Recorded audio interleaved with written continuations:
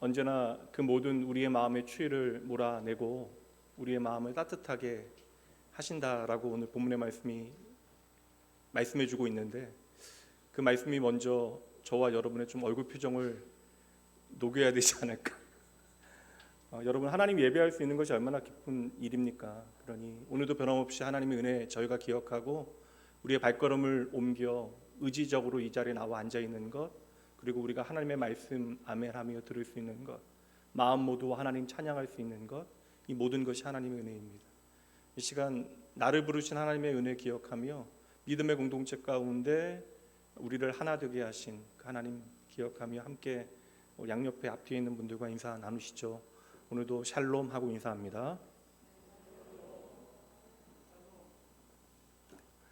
오늘은 말씀은 일어나 달리게 합니다라는 제목으로 함께 하나님의 은혜 나누도록 하고요. 하나님은 언제나 진실하게 그 마음을 하나님을 향하여 향하고 그 마음을 다하여 하나님을 예배하는 자들에게 변함없이 큰 은혜 주시는 하나님이심을 여러분 꼭 기억하셔야 합니다. 그래서 하나님은 언제 어디서나 우리에게 좋으신 하나님, 그 하나님 오늘도 우리에게 좋으신 하나님이십니다. 그러니 이 시간 나의 내면을 깨워 하나님께서 들려주시는 말씀 앞으로 우리가 믿음으로 나아가야 돼요. 좀 고백해 볼까요? 언제 어디서나 좋으신 하나님 고백해 봅니다. 제가 언제 어디서나 하면 여러분들 좋으신 하나님으로 고백해 볼까요? 언제 어디서나, 다시 한번요. 언제 어디서나, 오늘도 좋으신 하나님 고백해 봅니다. 오늘도 그 하나님, 오늘도 우리는 변함없이 예배합니다. 오늘은 11월 마지막 주일입니다. 지난 한 주 날씨가 이제 본격적으로 조금씩 추워지고 있다는 것을 좀 실감하게 되어지고요.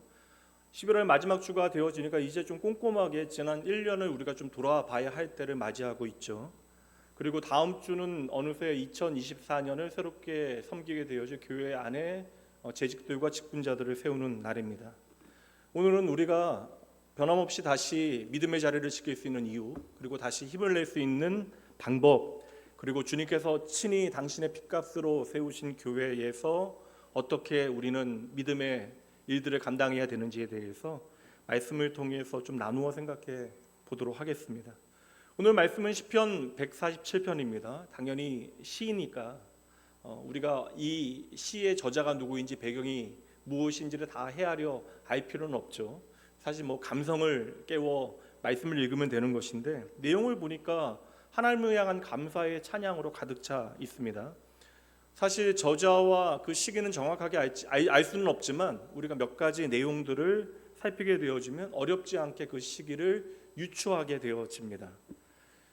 시편 147편은 바벨론의 포로로 잡혀갔던 이스라엘 백성들이 이제 다시 말하면 해방되어진 거예요. 그래서 잡혀갔던 포로들이 다시 예루살렘으로 돌아와서 무너진 성전을 재건하고 또한 성벽을 중추한 다음에 하나님 앞에 드리는 찬양의 내용들이 바로 오늘 본문의 말씀에 가득 담겨 있습니다. 이스라엘 백성들이 정신 차리게 되어진 거예요. 우리는 하나님 백성이니까 절대 망하지 아니한다. 그렇게 자신이 하나님의 백성이라고 하는 어떤 자존심만 내세우며 살아가다가 신앙을 따라 살지 아니하고 망나니 아들처럼 살아가다 제대로 망하게 되어져요. 그래서 그들의 생각에 충격적인 사건들이 벌어집니다. 절대 무너지지 않아야만 하는 성전이 무너지게 되어지고, 심지어 시온 거룩한 성 예루살렘이 폐허가 되어집니다. 그러니까 자신들의 인생 가운데 단 한 번도 생각해 보지 못한 일들이 한순간에 벌어지게 되어진 것이에요. 그렇게 제대로 망해보고 바벨론의 포로로 잡혀가서 울며 기도하며 다시 한번 신앙의 의미에 대해서 그들은 비로소 깊이 생각해 보게 되어졌는데, 문제는 마음은 돌이켰는데 여전히 힘이 없습니다. 이러한 망해버린 상황을 회복할 수 있는, 역전시킬 어떤 방도가 없어요. 심지어 여러분, 함께 모여서 예배할 수 있는 공간조차 없어 그들은 바벨론 강가에 모여 강마다 모여서 그들은 울면서 하나님을 바라보기 시작합니다. 그런데 정말 말도 안 되게 한순간 그 강력했던 바벨론이 페르시아라고 하는 새로운 나라에 무너지게 되어지고요. 페르시아 왕이었던 고레스 왕이 귀환 조서를 내리게 되어지는데, 갑자기 이스라엘에게 예루살렘으로 돌아가라라고 하는 명령을 내리게 되어진 거예요. 정말 생각하지도 못했던 일이 한순간에 하루아침에 벌어지게 되어진 것이고, 그러한 일이 벌어지는 현장 가운데 그 페르시아의 왕이었던 고레스 왕이 말합니다. 그 말 한번 들어보세요. 에스라 1장 1절과 2절입니다. 바사왕 페르시아 왕 고레스 원년에 여호와께서 예레미야 입을 통하여 하신 말씀을 이루게 하시려고 바사왕 고레스의 마음을 감동시키심에 그가 온 나라에 공포도 하고 조서를 내려 이르되 바사왕 고레스는 말하노니 하늘의 하나님 여호와께서 세상 모든 나라를 내게 주셨고 나에게 명령하사 유다 예루살렘의 성전을 건축하라 하셨나니. 정말 하나님의 일이라고 하는 것은 우리의 계산에 따라 이루어지지 않는다. 하나님의 역사를 우리의 계산에 따라 판단할 수 없다라고 하는 사실을 깨닫게 되어지죠. 하나님은 심지어 우리가 기대하지 못하였던 대상이 되어진 이방인, 특별히 이방인의 왕조차 당신의 지팡이와 막대기로 사용하십니다. 그리고 그렇게 하나님의 역사를 통하여, 기적적인 역전의 역사를 통하여 예루살렘으로 돌아오게 되어진 하나님의 백성들이 오직 감사함으로 하나님 앞에 드리는 고백이 오늘 말씀 2절과 3절입니다. 여호와께서 예루살렘을 세우시며 이스라엘의 흩어진 자들을 모으시며 상심한 자들을 고치시며 그들의 상처를 싸매시는도다. 아멘. 오늘도 이 하나님의 놀라운 회복의 역사가 우리의 이야기 되어지길 주님의 이름으로 축복합니다. 하나님을 믿는다 하지만 하나님 없는 것처럼 살아갑니다. 그래서 저는 하나님의 사랑의 상당히 큰 부분이 저는 오래 참은 기다림이라고 생각을 합니다. 하나님은 저와 여러분의 불순종을 인내하시면서 우리를 기다려 주세요. 하나님을 믿는다 하면서 하나님 없는 것처럼 살아가는 이스라엘 백성들의 이제 되돌릴 수 있는 방법조차 없게 되어지자, 브레이크 자체도 고장나게 되어지자 하나님께서는 그들의 삶에 당연하다라고 여겨졌던, 하나님 바라보지 아니하고 눈에 보이는 것으로 그들은 오늘의 우리의 삶이 당연하다라고 생각하고 믿었던 것들이요, 눈에 보이는 성전과 그 예루살렘 땅을 황폐하게 만드십니다. 그리고 내가 눈에 보는 것으로 나의 존재를 확인했던 모든 것들이 한순간 사라지게 되어지자 이스라엘 백성들은 그때서야 비로소 제대로 이제 깨닫게 되어지는 것이죠. 이후로 하나님 앞에 제대로 자신을 돌이켜 회개하게 되어진 이스라엘 백성들이 하나님께서 친히 이방 왕의 마음을 돌이켜서 예루살렘으로 돌아오게 할 그때에 그들은 진짜 이제는 정신 차리고 한 마음으로 무너진 성전과 성벽을 다시 세우게 되어져요. 그리고 이 일을 마친 다음에 다시 하나님 앞에 찬양합니다. 그게 오늘 본문의 말씀 바로 앞에 있는 말씀이에요. 12절부터 14절까지 말씀입니다. 예루살렘아 여호와를 찬송할지어다. 시온아 내 하나님을 찬양할지어다. 그가 내 문빗장을 견고히 하시고 내 가운데에 있는 너의 자녀들에게 복을 주셨으며 내 경내를 편안하게 하시고 아름다운 밀로 너를 배부르게 하신다.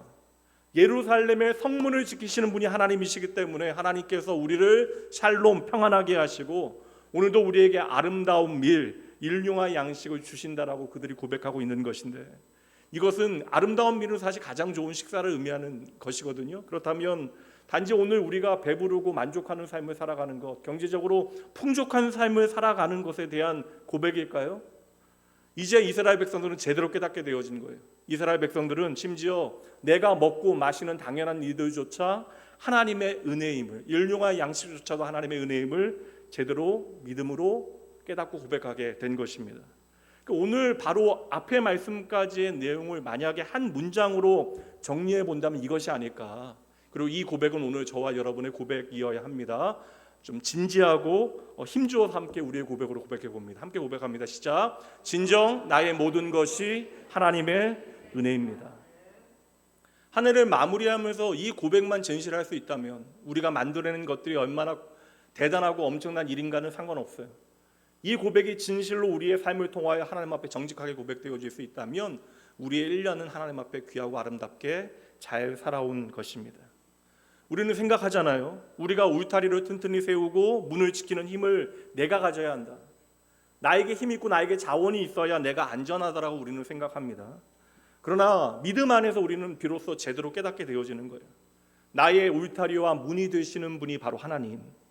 그리고 내가 들어갈 때나 나갈 때나 복된 이유는 나의 출입을 지금부터 영원까지 지키시는 하나님이 우리와 함께 하시기 때문입니다. 이 사실을 비로소 깨닫게 되어질 때 우리는 여호와 샬롬을 누리게 되어지는 것이죠. 여러분, 우리의 삶의 샬롬, 물론 돈 많고 좀 우리의 자원이 많아지면 편리해지고 행복하다 느껴지는 순간들이 있을 것입니다. 돈이 없는 것보다, 자원이 부족한 것보다 많으면 살기 좋아지는 것은 사실이에요. 그러나 우리의 영혼이 복되고 우리가 영원한 하나님의 샬롬을 누리기 위해서는 오직 이 샬롬이 하나님의 이름으로만 내게 주어질 수 있음을 우리가 기억해야 하는 것이죠. 그래서 하나님 이것 잊지 말라고 당신의 이름을 여호와 샬롬이라고 가르쳐 주신 것입니다. 오늘 우리가 함께 나누고 있는 시편 147편은 특별한 날에 불렀던 찬양이에요. 우리식으로 이야기하면 명절 때 함께 모여서 부르는 노래인데, 그 명절은 이스라엘의 3대 명절 가운데 하나. 사실 우리가 생각하는 6월절이 가장 대단한 명절이긴 하지만 실제적으로 가장 긴 기간 의미 있게 지키는 절기는 장막절입니다. 다른 말로는 초막절이라고 이야기합니다. 그러니까 이 오늘 시편 147편은 특별한 날에, 특별한 절기에 함께 불렀던, 그러니까 절기 예배 때 불렀던 찬양이라고 생각하시면 돼요. 이 장막절도 사실 기억하기 위하여 지켜야 되는 날입니다. 이스라엘 백성들이 광야에서 40년 동안 답이 없는 세월을 살아갈 때에 오직 우리의 인생의 답이 하나님이심을 배워가게 되어지잖아요. 그 답이 없는 광야에서 40년 동안 우리를 지키신 분이 하나님이십니다라고 하는 사실을 다시 되새겨내는 날이 바로 장막절이에요. 그래서 이 장막절이 되어지면 이스라엘 백성들은 일주일 동안 텐트를 치고 텐트 안에 거하게 되어집니다. 그러니까 텐트 안에 반드시 지내야 되는 것은 아닌데 그럼에도 불구하고 텐트에서 먹고 자고 그렇게 일주일의 시간을 지내게 되어져요. 그래서 그 텐트 안에서 7일간의 시간을 보내면서 내 인생에 전혀 소망이 없고 답이 없던 시절, 광야에서 우리를 지키시고 인도하신 분, 우리를 살려내신 분이 하나님이심을 다시 깊이 되새겨내고 감사의 고백을 하나님께 올려드리는 그러한 절기가 장막절입니다. 기억이라고 하는 것 여러분 이제 아시잖아요. 기억이라고 하는 것은 우리의 삶을 의미 있게 만드는 것인데, 기억이라고 하는 것은 여러분 내가 노력하지 않으면 우리 안에서 점점 희미해집니다. 그러니까 우리의 육신은 그것을 더 절감하게 되잖아요. 시간이 지나면 질수록 우리의 기억하는 능력이 점차로 쇠퇴하면서 우리가 노력하지 않으면 기억은 어느 순간 희미해지고 사라지게 되어지는 것입니다. 이게 하나님의 어떠한 창조의 법칙이라면, 인생에 대한, 이 땅을 살아가는 인생의 어떠한 법칙이라면, 절기라고 하는 것은 단지 나를 지키기 위하여 그 날을 정한 것이 아니라 기억할 것을 기억하기 위하여 그 날은 지켜져야 하는 것. 그래서 우리가 성탄절이나 고난주간, 부활주일, 감사의 절기를 지키는 이유는 나를 지키기 위한 것이 아니라 그 날에 담겨진 중요한 신앙의 본질을 기억하기 위하여 우리는 그 절기를 지키는 것입니다. 이 장막절은 가을에 있어요. 가을 거지가 끝나게 되어지는 날, 그러니까 이 절기는 추수감사 절기와 겹치게 되어집니다.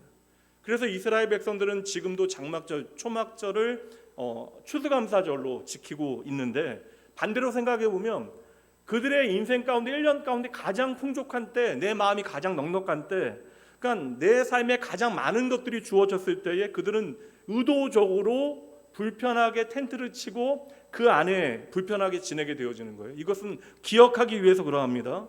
우리의 기쁨이 오늘 내 손에 들려있는 자원, 오늘의 우리의 윤택함이 아니라 바로 하나님이 우리의 힘과 능력, 우리의 구원 되신다는 사실을 내가 넉넉할 때에 다시 겸손히 기억해내기 위하여 그들은 장막절을 지키는 것이죠.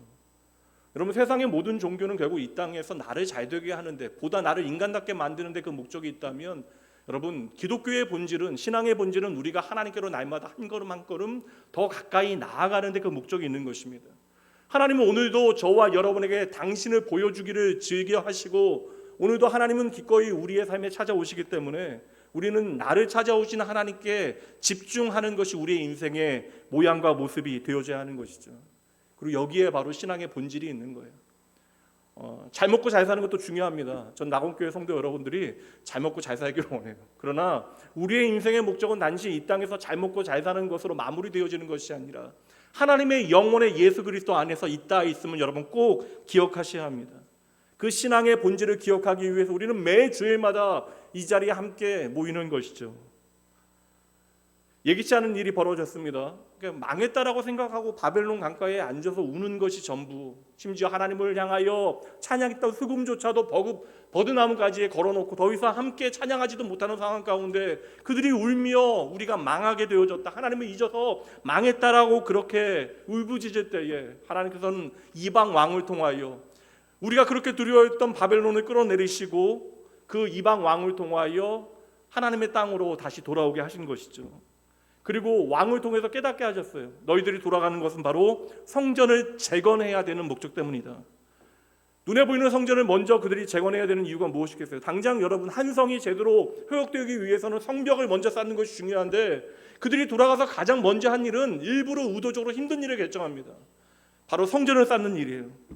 눈에 보이는 성전을 다시 쌓아야 되는 이유는 우리가 바로 하나님의 백성, 그리고 우리가 예배 공동체, 하나님을 예배하기 위하여 오늘도 존재한다라고 하는 사실을 다시금 되새겨내기 위하여 그들은 성전을 다시 쌓기 시작합니다.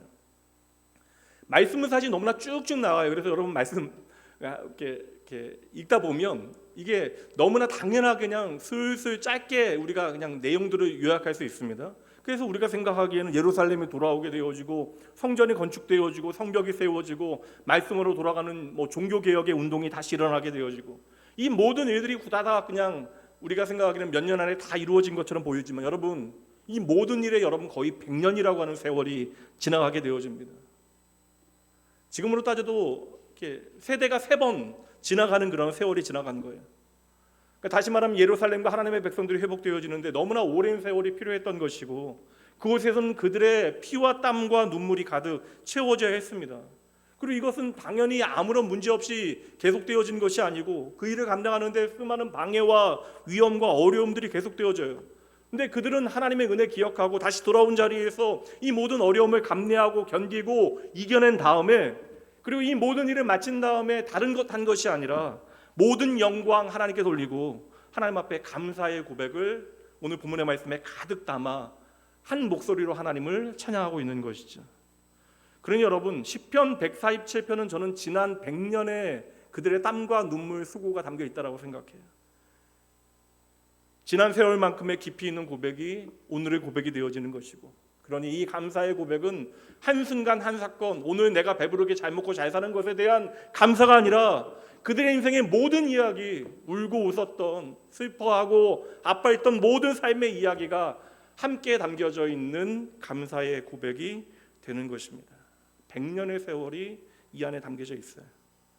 사실 바벨론에서 돌아와서 성전을 재건하고 성벽이 다시 세워지기까지 이방 민족들도 방해했지만 그들의 방해는 성경이 중요하게 이야기하지 않아요.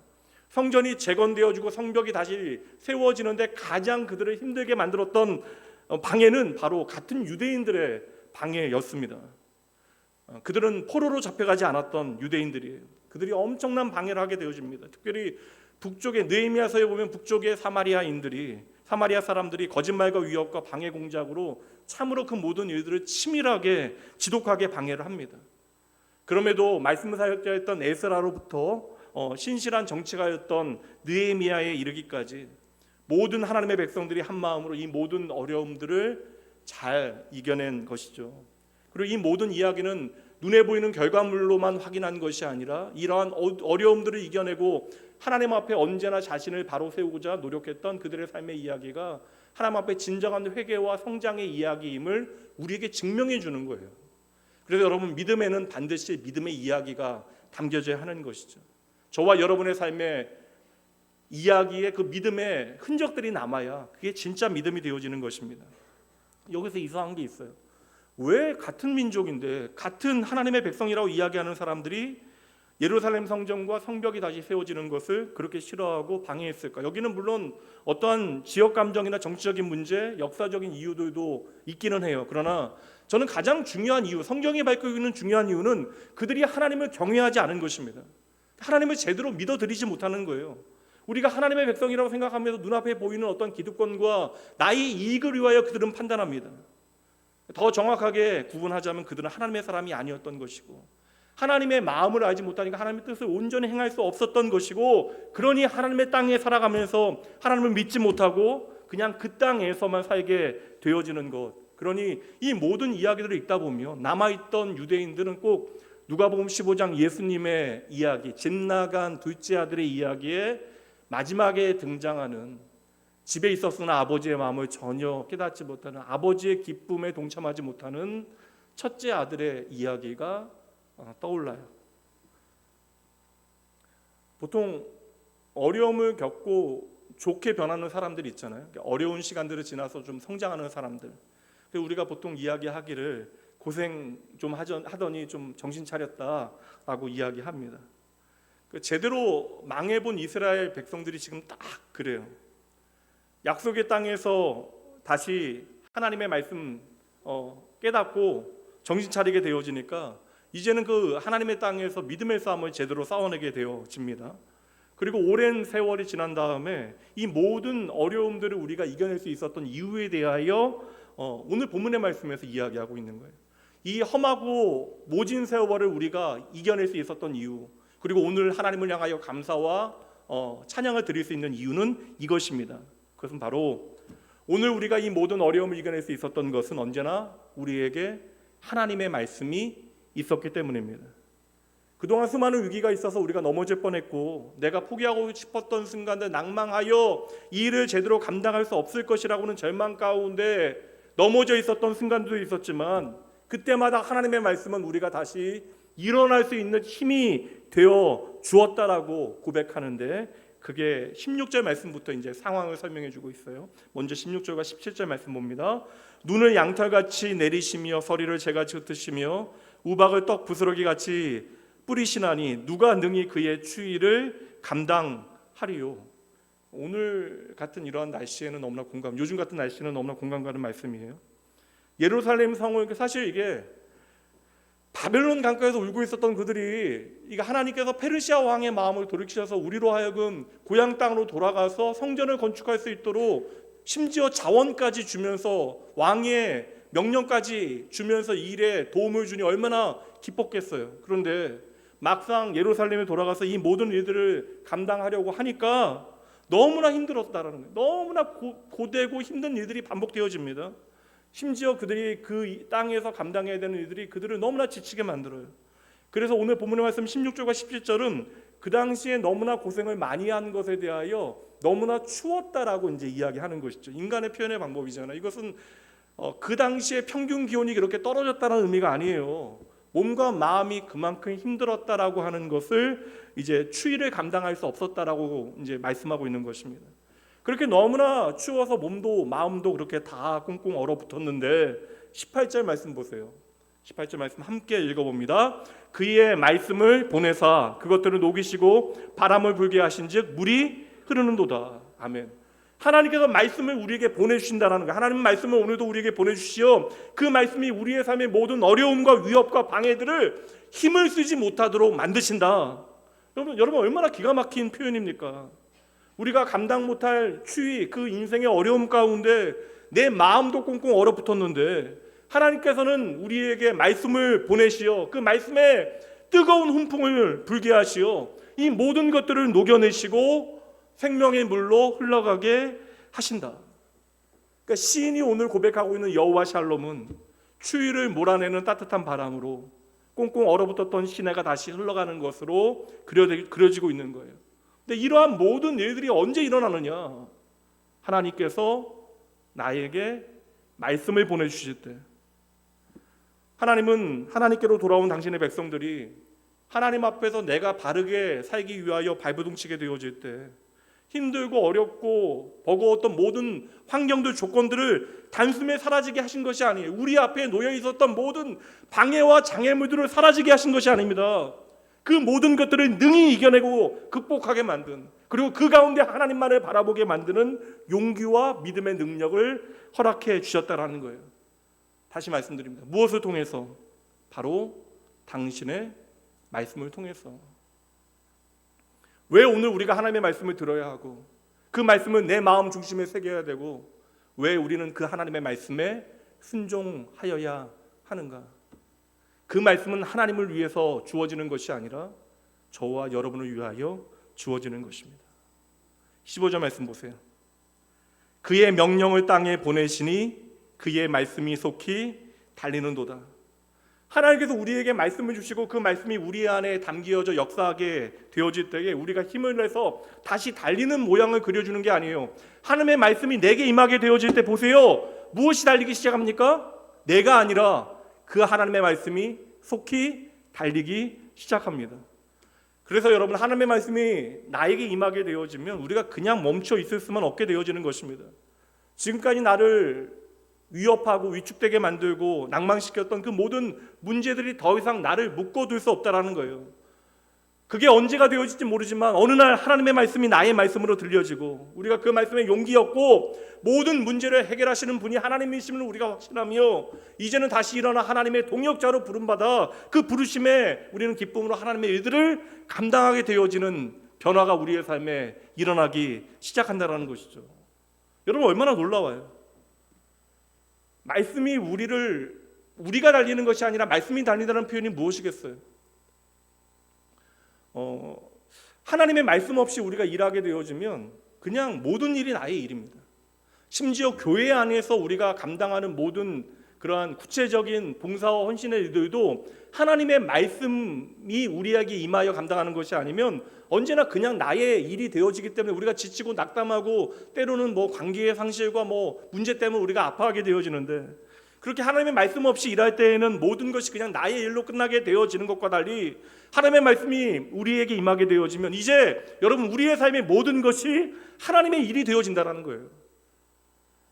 여러분 말씀이 내게 임하게 되어지면 그래서 그때로부터 우리의 생각이 변하기 시작하는 것입니다. 하나님은 우리의 삶에 어떠한 환경을 바꾸는 것으로 하나님의 일하심을 증명하시는 것으로 끝나는 것이 아니라 하나님은 우리가 하나님의 거룩한 백성, 그의 새로운 피조물로 우리가 거룩한 거듭난 삶을 살아갈 수 있도록 우리의 삶의 인생의 가치와 생각을 변하게 일하시는 분, 그리고 이러한 과정이 바로 예수 믿는 신앙의 과정이 되어지는 것이죠. 여러분 100년입니다. 그렇게 오랜 세월 할아버지와 아들과 그 아들이 계속해서 수고하며 모든 일들을 드디어 마치게 되어졌는데, 그럼 여러분 먼저 축하 파티 자축을 하거나 아니면 휴가를 갖거나 좀 쉬는 것이 마땅할 것 같은데, 말씀이 내게 임하게 되어지니 그들이 가장 먼저 하는 일이 무엇입니까? 그들이 마음을 다하여 하나님 앞에 감사하는 일이죠.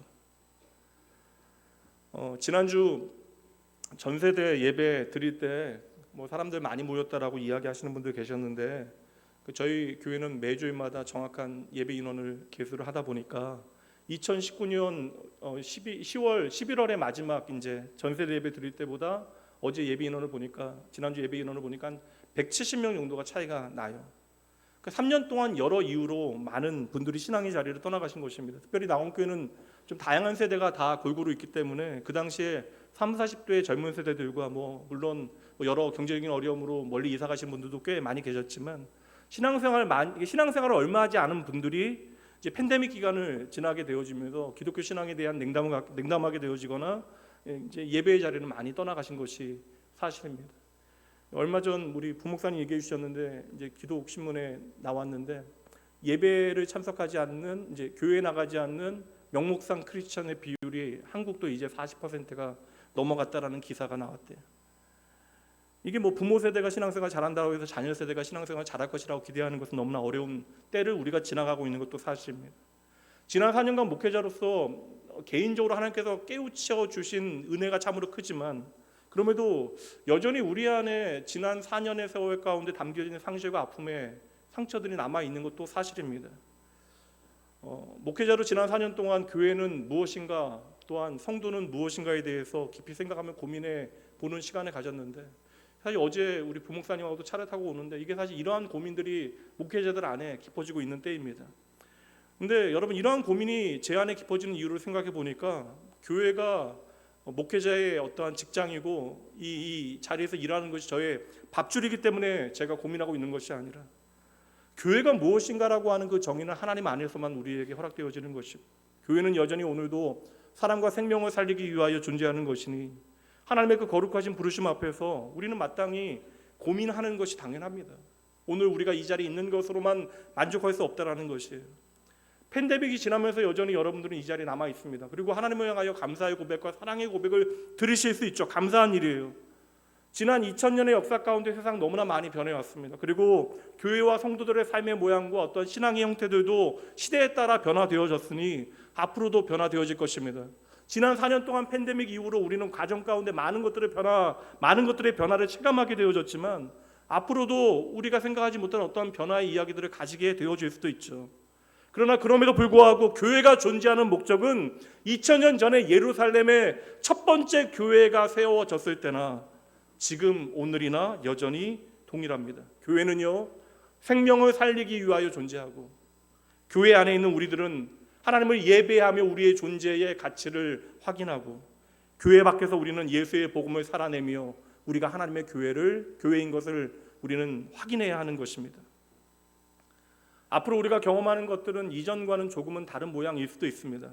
그리고 그 변화 가운데 아마 지난 4년같이 팬데믹 가운데 당황했던 어떠한 모양들이 우리 안에 있을 수도 있어요. 그러나 그럼에도 이 교회를 지키시는 분은 하나님이시고, 오늘도 하나님은 여전히 우리에게 말씀하시기에 하나님의 거룩한 교회로 부름받은 저와 여러분은 오늘도 나를 따르라 말씀하시는 주님의 부르심에 응답하여 끝없이 변하는 세상 한가운데 깊은 곳으로 가서 변함없이 예수의 복음이라고 하는 그 생명의 그물을 내려야 하는 것이죠. 그래서 어제나 오늘이나 우리는 동일하게 예수만이 우리의 생명이심을 고백하고 나누어야 하는 것입니다. 디모데후서 4장 2절 함께 고백해 봅니다. 너는 말씀을 전파하라. 때를 얻든지 못 얻든지 항상 힘쓰라. 그러니 오늘도 저와 여러분이 해야 되는 일은 너무나 분명해요. 여러분, 우리의 인생의 목적, 우리의 사명은 무엇입니까? 팬데믹 전이나 팬데믹 후에나 여전히 우리가 모이게 힘써야 되는 이유, 주의 부르심에 동일하게 응답하여야 하는 이유, 바로 예수만이 우리의 생명 되시기에, 오직 예수만이 우리의 삶의 샬롬 되시기에 우리는 그 이름 앞에, 그리고 그분의 말씀 앞에 함께 모여야 하는 것이죠. 그러니 여러분, 우리가 이 자리에 오늘 머물러 있을 수 있는 것으로만 만족하지 마시고 이제 우리를 깨워 우리의 신앙의 체질을 바꾸는 것이 정말 필요합니다. 사실 사람의 기억이라는 것이 한계가 있어서 왜곡되기 쉽잖아요. 그래서 어느덧 우리 안에 어떠한 어려움들이 계속되어지다 보면 나도 모르게 좌절과 절망의 이야기가 나의 이야기인 것처럼 착각하게 되어지고, 그래서 하나님은 여전히 우리의 삶을 책임지시고 인도하시는데도 내 인생이 꼭 이렇게 망하게 되어지고 끝나게 되어질 것처럼 우리는 우리의 인생을 향한 하나님의 뜻 자체를 왜곡하게 되어집니다. 심지어 하나님이 일하셨던 기억조차도 우리는 잊어버리게 되어지고, 오늘 이렇게 위축되어 머물러 있는 것, 내가 그저 이 자리에 있는 것만으로 만족하게 우리의 체질을 바꾸어 버릴 수 있다는 거예요. 그러니 우리의 신앙의 체질이 다시 건강해질 수 있도록 오늘 말씀처럼 하나님의 말씀이 내게 임하여 그 말씀이 나를 앞서 달려갈 수 있도록, 그 말씀이 살아 움직일 수 있도록 오늘의 현실을 넘어 다시 일어나 나의 무너진 성전과 성벽을 다시 세우고 하나님의 말씀이 속히 나의 앞서 달려갈 수 있도록 여러분, 하나님의 말씀 단단히 붙잡으셔야 합니다. 하나님의 말씀은 오늘 장로님 기도하셨지만 하나님의 말씀은 우리에게 계속해서 부어지는데 우리가 새는 바가지 되어져서는 안 되는 것이죠. 세상에 존재하는 생명 가운데 시간의 의미를 부여하는 존재는 인간밖에 없습니다. 인간은 참 신기하잖아요. 똑같은 시간인데 그 시간에 의미를 부여합니다.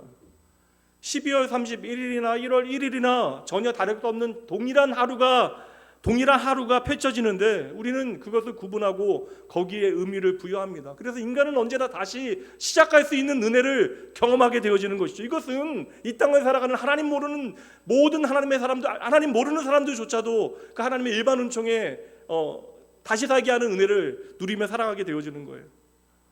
어느새 2023년 참 빨랐지만, 매년 똑같은 얘기하지만 한 해를 이제 매듭져야 되는 때가 가까이 오고 있습니다.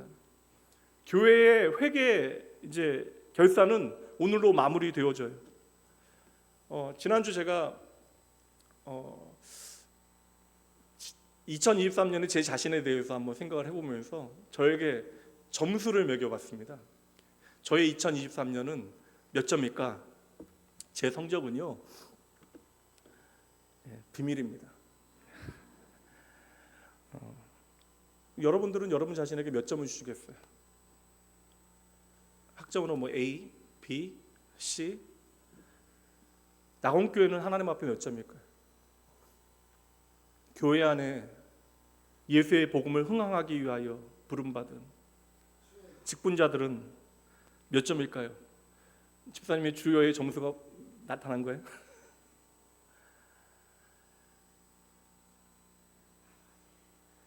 팬데믹이 지나면서 여러 가지 위기 상황이 있었지만 감사하게도 낙원교회 안에 뭐 다 나눌 수도 없는 감사한 일들로 우리가 모든 일들을 잘 이겨냈습니다. 이거 계산하지 않고 판단하지 않고 그래도 하나님의 부르심에 믿음으로 응답한 것에 대한 하나님의 또 은혜의 이야기가 아닐까.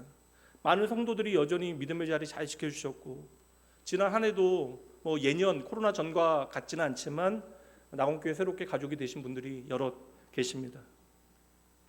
2023년 한 해도 여전히 따질 수 없는, 계산할 수 없는 넘치는 하나님의 은혜가 있었지만, 이것은 이제 하나님께서 우리에게 주시는 것이고, 이제 한 해를 점검해야 되는 저와 여러분들은 얼마나 좋은 하나님의 교회였고 얼마나 좋은 하나님의 성도였습니까? 무엇보다 여러분, 지난 1년이라고 하는 세월을 살아오셨는데 하나님 안에서 얼마나 아름답게 성장해 오셨습니까? 우리가 교회 안에서 봉사하고 섬기고 함께하고 있는데, 우리가 함께하는 이 모든 이야기가 과연 예수 그리스도와 더 단단히 연결되어지는 이야기들이었습니까? 여러분들은 지난 한 해 예수님으로 더 많이 행복해지셨어요? 여러분들의 삶에 여러분으로 인하여 새로워진 단 한 명이라도 지난 한 해 여러분들은 가지고 계십니까? 여러분들의 신앙의 체질은 지난 한 해 얼마나 강건해졌어요? 당장 우리는 하나님을 예배하고 기도하고 섬기고 교제하며 우리의 신앙의 모든 이야기가 얼마나 하나님 보시기에 아름답게 깊어졌습니까? 지난 한 주 제가 잠깐 한 성도님과 대화를 나눴는데, 그 성도님께서 이제 교회에 오신 지가 5년이 지나가신데요. 그 성도님 하시는 얘기가, 그 낙원교회는 참 좋은 교회라고, 그러니까 목회자이기 때문에 저에게 드리는 말씀이 아니라 낙원교회는 참 좋은 교회라는 이야기를 이것저것 해주시더라고요. 그런 얘기 저에게 하실 이유가 없을 것 같은데, 이제 그 이야기를 하시는 이유는 하나님께서 그분을 통해서 이렇게 네가 사역하는 교회가 얼마나 좋은 교회인가를 꼭 기억하렴이라고 말씀해 주시는 것 같아서 감사히 말씀을 드렸습니다. 근데 그분께도 말씀드렸지만, 좀 그런 말씀을 듣지 않았더라도 낙원교회 담임 목회자인 것이 저는 참 행복합니다. 그래서 저는 사실 제 자신에 대한 고민은 있어도 여러분 때문에 뭐 교회 목회가 힘들거나 뭐 낙원교회 참 어려운 사역지다라는 생각 해본 적도 없고, 실제로 낙원교회에 대해서 어렵다라고 다른 분들에게 이렇게 목사님들이나 선후배에게 이야기해 본 경험도 없어요. 잠시 뭐 어려운 상황이나 환경에 대한 이야기는 할 수 있을지언정, 저는 낙원교회 목사인 것이 성도 여러분인 여러분들 때문에 더 감사한 목사입니다. 현실적으로 좀 어려운 점들이 있긴 해요. 그래서 좀 때로는 약간 이게 좀 답답하다 여겨질 때도 있지만, 이제 도리어 생각해 보면 이렇게 모자란 제가 그래도 하나님 앞에 겸손하게 되어지는, 팬데믹 기간 생각해 보면 2년 동안은 교회에서 한 3분의 1 정도를 지내게 되어졌는데, 제가 평생에 그렇게 하나님 앞에 교회에서 지내면서 기도할 수 있는 기회가 있었을까? 그러니까 되레 그 어려운 일들은 저를 목회자답게 만드시는 하나님의 은혜의 시간이었고, 또 넉넉히 이겨낼 수 있는 하나님의 은혜 주셨기 때문에 오늘 우리가 이 시간을 맞이하고 있잖아요. 그러니까 아직도 제가 부족해서 조금씩 걱정하긴 하지만 지난 1년도 너무나 감사한 한 해였습니다. 요즘 젊은 사람들이 유행하는 게 MBTI라는 게 있어요. 타고난 성격, 어떠한 자기의 선호도, 성격 유형 검사라는 게 있습니다. 그걸로 이야기하면 이제 사실 이게 이렇게 하면 또 타입화하기 때문에 제가 제 기재 같은 거 말씀드리는 거 잘 안 하는데, 제가 ENTJ예요, ENTJ. 그러니까 계획 세우는 일이나 어떠한 뭐 이렇게 직관적인 목표 설정에 익숙합니다. 그래서 제가 그 선교 기구 같은 데서 뭐 코디네이터나 기관 목사로 일할 때 단임 목회보다는 그런 기관 목사가 더 잘 어울릴 것이라고 이야기하시는 분들이 많았어요. 그러니까 제 기질 자체가 계획 세우고 그것을 진행하는 것이 상당히 좀 편한 그런 기질의 사람입니다. 도리어 저는 목사로 교회를 섬기게 되어지면서 이러한 세상적인 좀 기준들을, 저의 기질들을 좀 많이 내려놨어요. 그래서 계획 세우는 일을 의도적으로 안 할 때가 많이 있습니다.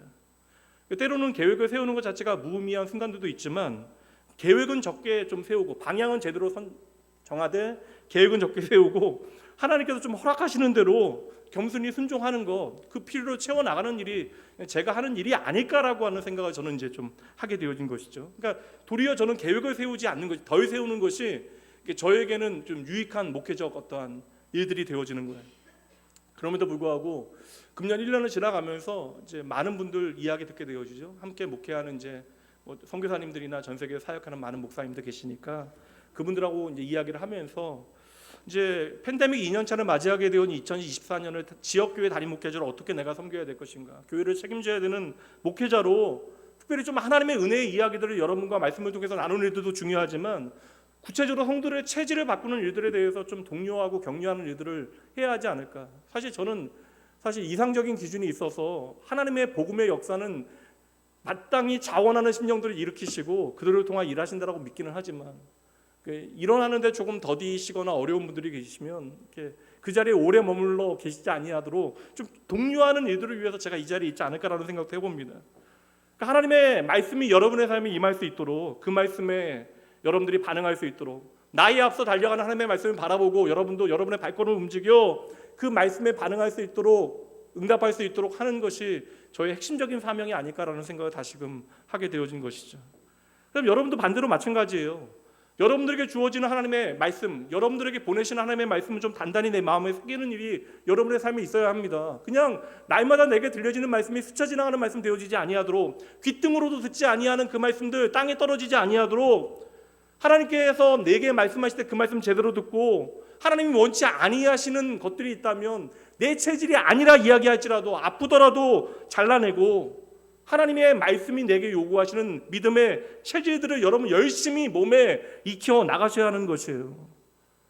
눈에 보이는 것들에는 욕심을 덜 부리고 하나님의 말씀이 내 인생에 더 내 욕심을 앞서서 달려갈 수 있도록 여러분, 그 말씀이 여러분의 삶에 임하는 것을 확인하시는 여러분 되셔야 합니다. 그렇게 말씀이 내 삶에 임하게 되어지고 말씀이 내 삶에 달려가기 시작할 때 오늘 말씀처럼 꽁꽁 얼어붙었던, 그래서 안 될 것이라고 생각했던 우리의 삶에 따뜻한 은혜의 바람이 불기 시작하고 그때 구원의 실체가 되어지는 믿음과 소망과 사랑의 시냇물이 우리의 삶에 흘러가기 시작하는 것이죠. 그때 여러분은 주님 말씀하신 대로 시냇가에 심은 나무처럼 시절을 쫓아 때를 따라 많은 열매를 맺게 되는 것입니다. 이러한 인생이 하나님 보시기에 심히 좋은 인생입니다. 그래서 저는 담임 목회자로 내년에 좀 여러분들에게 말씀을 전하는 일은 당연히 제가 해야 되는 일이니까 저의 부족함을 깨닫고 열심히 공부하고 말씀을 어찌 여러분들에게 전해야 되는가, 소통해야 되는가 고민해야 되겠지만 좀 다양한 모양으로 담임 목회자로 여러분들을 좀 독려해야겠다. 말씀이 여러분의 삶에 구체적으로 달려갈 수 있도록 좀 제가 여러분들을 좀 독려해라, 격려해야 목회자로서의 저희 2024년에 대한 성적표가 좀 하나님 앞에 나아지지 않을까라는 생각을 하게 돼요. 보통 낙원교회 담임 목회자가 정해지고 교회 담임 목회자가 정해지고 위임하게 되어지면 직분자들을 같이 세우게 되어지는데 저희는 그거 안 했습니다. 그래서 제가 위임한 다음에 처음으로 내년에는 우리 당회에서 이야기가 있고 그래서 좀 직분자를 세우는 일을 하려고 해요.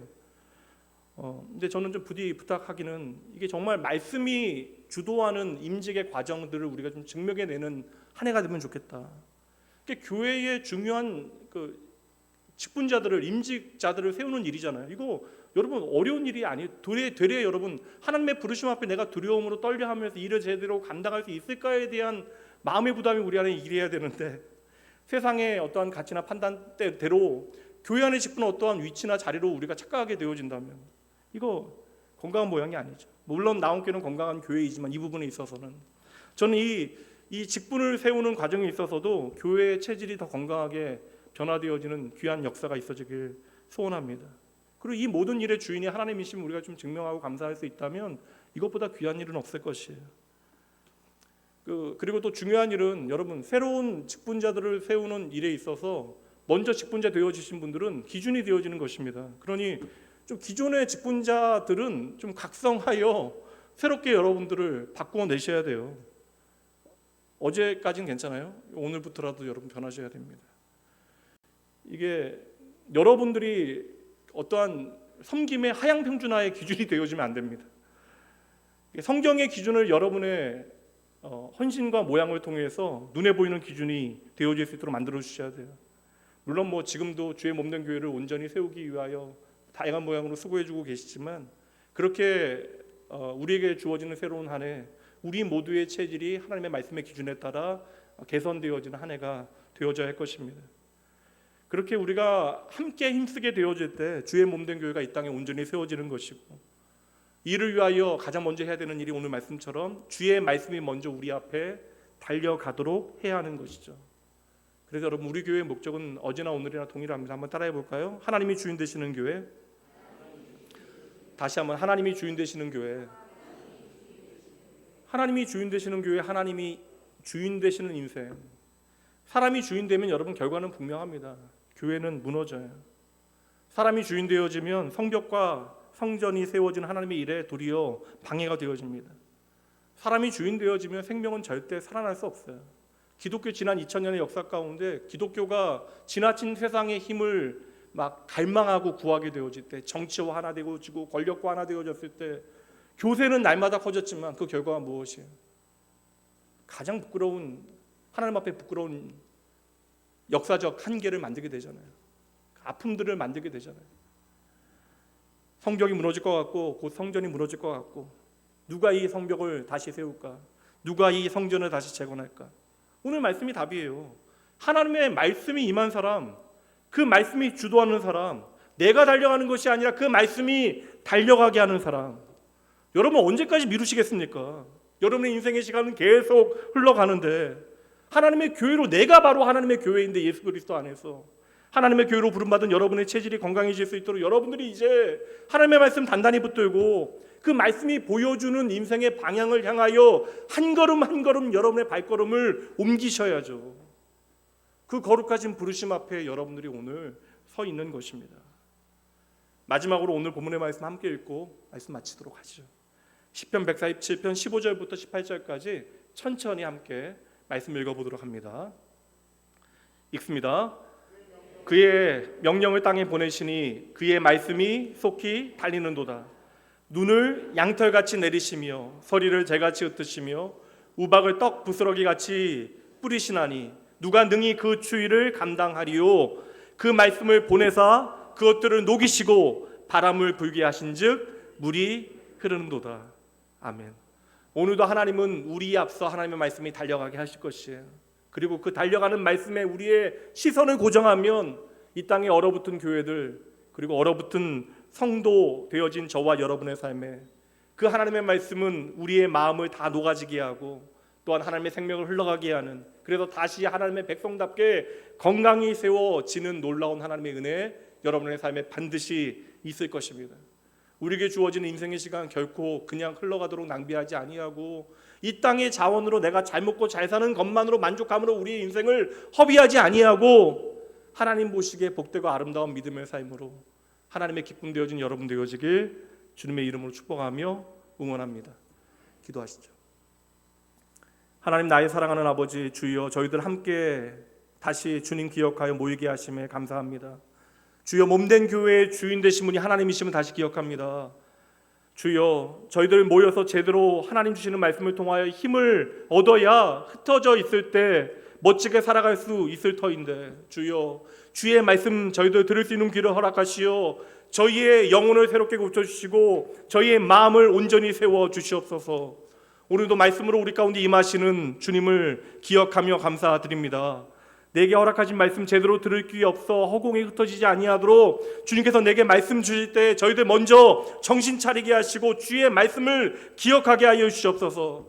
이 땅의 많은 교회들이 그 터전이 흔들리고 그 터가 무너지는 것처럼 보여지나 주의 교회는 영원함을 기억하고, 오늘 교회에 눈에 보이는 터가 무너진다 할지라도 주의 교회가 다시 세워짐을 저희들 믿사오니 주여, 우리에게 하나님의 말씀을 주시어 그 말씀이 우리 앞서 달려갈 그때에 아버지 주님의 말씀이 보여주는 그 길 저희들 더 이상 머뭇거리지 아니하고 열심히 따르게 주여 함께하여 주시옵소서.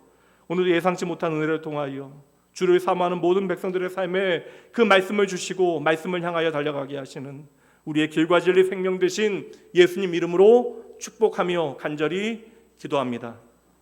아멘. 여러분 기도하시죠. 많은 것들이 좀 어려운 것처럼 보여지고 또 여러분의 삶의 형편이 오늘 좀 고단하여 오늘 말씀이 좀 나하고는 상관없는 말씀처럼 들려질 수도 있어요. 그러나 여러분 그렇지 않아요. 오늘 여러분들이 이 자리에 있다라는 것, 여러분이 바로 하나님의 백성, 하나님의 사랑받는 자녀, 그리고 하나님은 오늘도 여러분의 삶을 통하여 당신의 영광, 당신의 이름을 드러내기 원하십니다. 이 시간 다시 한번 하나님의 말씀이 내게 주어지는 것에 감사하며 우리의 삶이 하나님의 말씀이 주도하는 믿음의 삶이 되어질 수 있도록, 무엇보다 하나님의 말씀을 통하여 얼어붙은 나의 마음이 녹아지고 내 삶이 하나님의 말씀이 보여주는 방향을 따라 온전히 살아갈 수 있는 믿음의 삶이 되어질 수 있도록, 그리하여 주의 몸된 교회와 사랑하는 주의 믿음의 가정들, 하나님의 자녀들이 다시 세움받는 귀한 은혜의 역사가 우리의 삶의 자리에 있어질 수 있도록 이 시간 하나님 앞에 정직한 믿음의 고백을 드리며 잠시 기도하며 나아갑니다. 기도합니다. 믿음으로 걷네 주 영광 바라보며 주만 따르네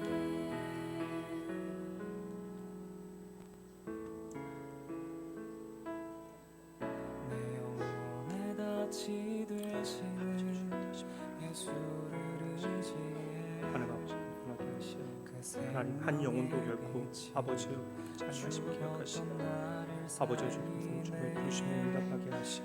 하나님 저도 다시 모여 아버지 말씀을 통하여 나에게 당신의 마음을 전하실 때에 그 말씀 단단히 붙들고 저희도 흩어진 삶의 자리에서 하나님 보시기에 아름다운 힘이 좋은 믿음의 삶을 살아낼 수 있도록 주여 친히 함께 하여 주시옵소서. 하나님 주의 몸된 교회를 새롭게 하시고 아버지 주여 내 삶은 주의 온전한 저 헌금 위에서 봉헌 기도하기 전에 잠깐 여러분 믿음의 가족 오늘 등록하신 소개합니다. 예.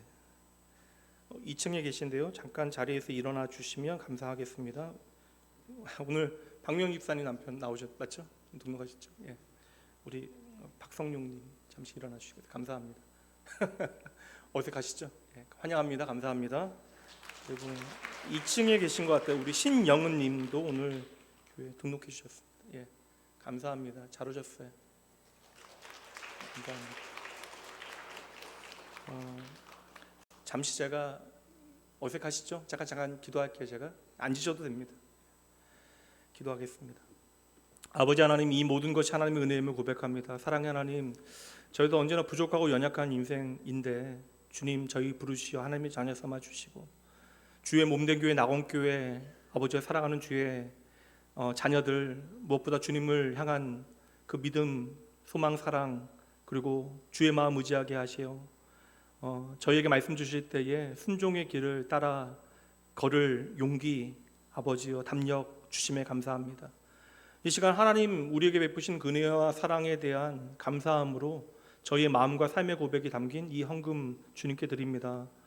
언제나 우리의 인생의 믿음과 소망과 사랑의 대상이 하나님 한 분뿐임을 잊지 말게 하시고 주님과 함께 동행하는 삶의 기쁨이 날마다 모든 삶의 자리에서 사랑하는 주의 자녀들의 입술을 통하여 고백되게 하여 주시옵소서.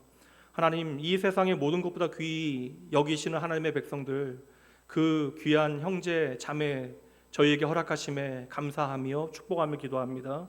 하나님, 우리가 선택하고 우리의 의지로 이 자리에 있는 것 같지만 이 모든 것이 하나님의 영원하신 부르심과 하나님의 계획 가운데 있음을 저희도 믿고 하나님 믿음의 공동체 가운데 함께 신앙생활하게 하셨으니 저희도 장차 하나님 앞에 서게 되어지는 그날까지 다함 없이 주님 사랑하게 하시고 서로를 귀히 여기게 하여 주시옵소서. 새로운 만남이 저희 안에 어색하지 않게 하시되 먼저 섬김받은 이들이 섬기는 모든 시간들을 통하여 저희 안에 아름다운 믿음의 교제가 깊어질 수 있도록 주여 함께 하여 주시옵소서. 더불어 주의 마음으로 한 영혼 위하여 수고하고 있는 복음의 일꾼 되어진 모든 백성들을 위하여도 주님께서 친히 은혜 내려주시고 그들의 삶에 축복하여 주시옵소서.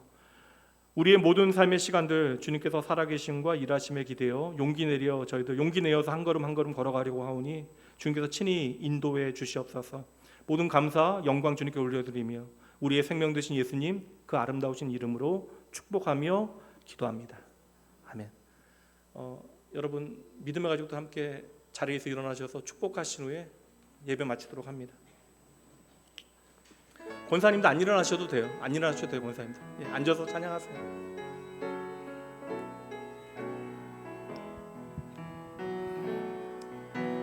평화 하나님의 평강이 당신의 삶에 넘쳐나기를. 평화 하나님의 평강이 당신의 삶에 가득하기를 축복합니다.